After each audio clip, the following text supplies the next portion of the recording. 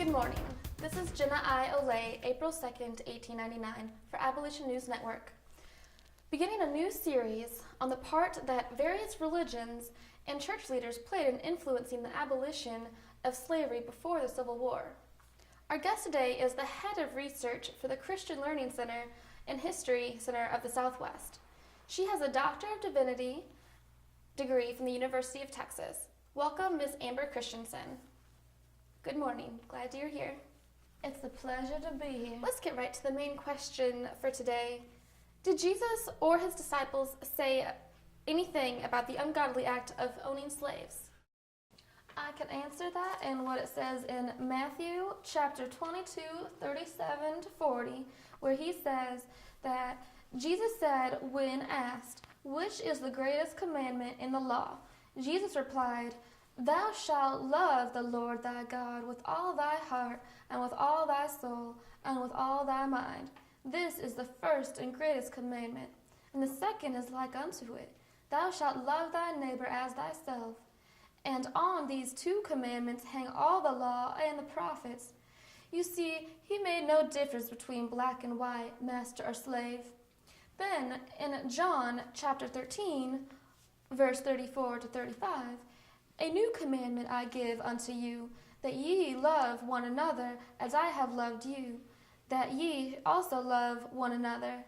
And by this shall all men know that ye are my disciples, if you have loved one to another." I think this is very clear. All God's creatures are spoken to the same way. Very good.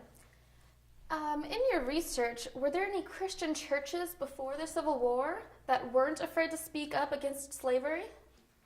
Unfortunately, for various reasons, no major Christian denomination spoke out for emancipation or against slaveholders, especially those with slaveholder members. The Roman Catholic Church claimed to be neutral, having no policy in their writings traditionally against the keeping of a slave or that it was a sin. That's disappointing. How about individuals within the churches that had the courage to challenge the acceptance of slavery as it was practiced? Yes, for sure I know of many. I remember it was Albert Barnes, a Presbyterian minister, who said in 1846 that the role that churches could play in ending slavery. "There is no power out of the church that could sustain slavery an hour, if it were not sustained in it." Abolitionist George Bassett in 1849 recommended that denominations declare that slaveholding is a sin against God and man and should be treated by the Christian church as other gross immoralities. And it was Presbyterian Reverend John Rankin, who ran the largest underground railroad station in Ripley, Ohio, who quoted Exodus chapter 21:16, "He that stealeth a man and selleth him, or if he be found in his hand, he shall surely be put to death." Reverend Rankin often said that certain death is the penalty which the Almighty has attached to the crime of depriving an innocent person of his liberty. You see, what I conclude from this is that no matter how influential and powerful slaveholders were, no one can own a church.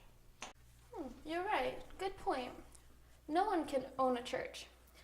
Finally, we would like to know whether you feel God approved or disapproved of slavery, since Southern slaveholders believed that since the proper care and treatment of slaves was covered in the Bible in the book of Leviticus chapter 25, therefore slavery had divine sanction.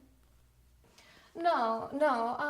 We all have to acknowledge that slavery existed in the Bible hundreds of years before the birth of Christ. And yes, they should be treated properly, but Deuteronomy is very clear in chapter 23, 15 to 16. "Thou shalt not deliver unto his master the servant which is escaped from his master unto thee." So it is subtle whose side God is really on. I see. Miss Christensen, then can you conclude that God is definitely against slavery?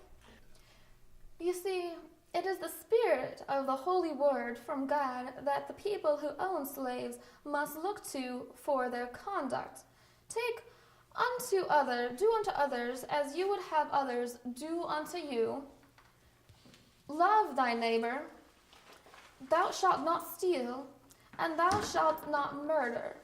You see, it's the meaning of these phrases that really matters taken as a whole. The spirit of the word should guide us then and now. You know something, Miss Goody Two-Shoes? I think you're too naive to slaveholders. They made money off slaves and cotton, and they needed to create and maintain a inferior race for their workforce who could be whipped and driven home their religion. I see. The slave should have had you as a spokesman. You talk back. Who are you, by the way? I'm the receptionist here, Miss Jane Flum. And you should have been a slave in the 1850s and had your backside lashed for spouting out the Bible to your slave master.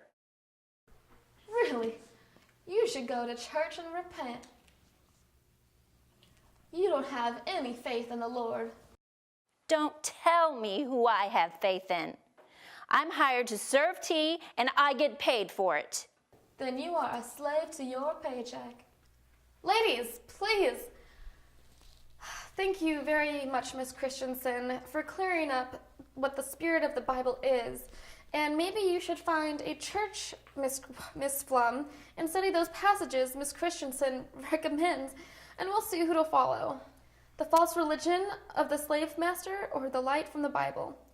This is Jenna I. Olay for the Abolition News Network, saying good morning.